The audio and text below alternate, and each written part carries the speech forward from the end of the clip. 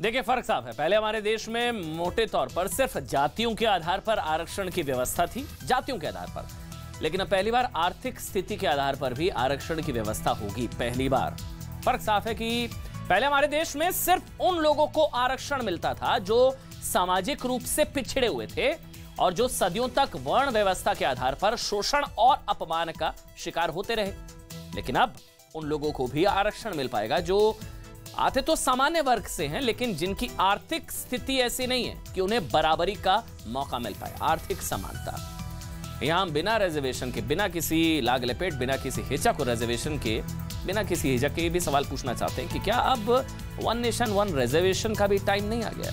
क्या इससे अलग अलग वर्गों को अलग अलग आरक्षण देने की व्यवस्था, अलग अलग वर्गों को अलग अलग आरक्षण देने की व्यवस्था का अंत हो जाएगा?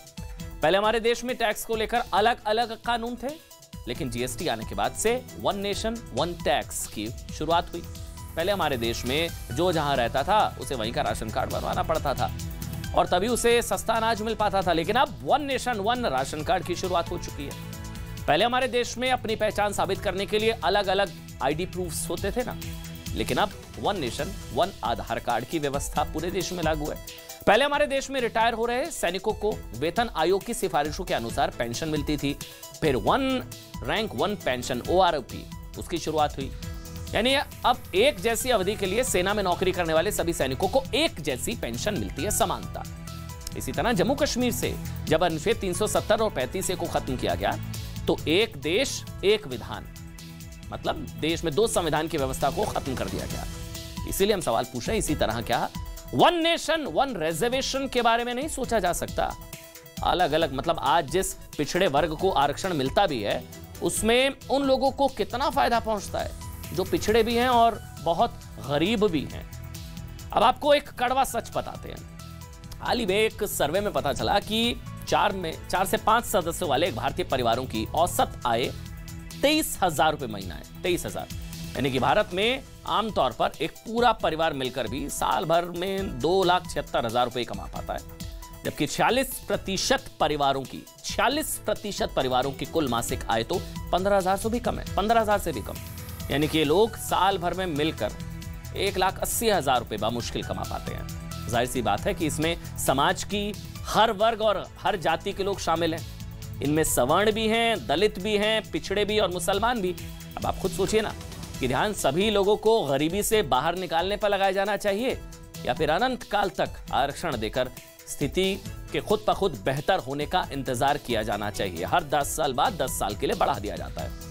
आरक्षण के विरोध में एक तर्क यह भी दिया जाता है कि आरक्षण का फायदा आरक्षण की योग्यता रखने वाले वो लोग उठा लेते हैं। इसको बहुत ध्यान से समझिएगा। दरअसल आरक्षण के विरोध में एक तर्क यह भी दिया जाता है कि आरक्षण का फायदा आरक्षण की योग्यता रखने वाले वो लोग उठा लेते हैं जिनकी आर्थिक स्थिति अच्छी हो चुकी है आरक्षण की वजह से। इसे क्रीमी लेयर कहा जाता है कि जाति की वजह से आरक्षण का लाभ मिल गया और अब वो आर्थिक रूप से संपन्न है। इसे क्रीमी लेयर कहा जाता है। वो बार बार इसका फायदा उठाते हैं। तो क्यों ना देश में जातियों के आधार पर आरक्षण की व्यवस्था को खत्म करके वन नेशन वन रिजर्वेशन की शुरुआत क्या हो सकती है?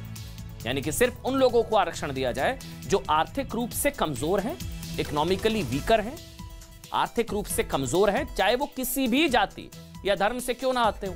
आपको एक उदाहरण देते हैं कि जब किसी सरकारी विभाग या सेना में काम करने वाला किसी व्यक्ति की ड्यूटी के दौरान मृत्यु हो जाती है ना, तो उसके परिवार के किसी एक सदस्य को उसकी योग्यता के अनुसार नौकरी दी जाती है। अब आप सोचिए, देश में वन नेशन वन रिजर्वेशन के साथ इसमें वन टाइम को भी जोड़ दिया जाए, यानी कि एक गरीब परिवार के एक सदस्य को ही आर्थिक आधार पर आरक्षण का लाभ दिया जाए। अगर उस परिवार का कोई और सदस्य इसका लाभ ले चुका है तो फिर किसी और को इसका लाभ नहीं मिलना चाहिए। इससे डिस्पैरिटी खत्म होगी।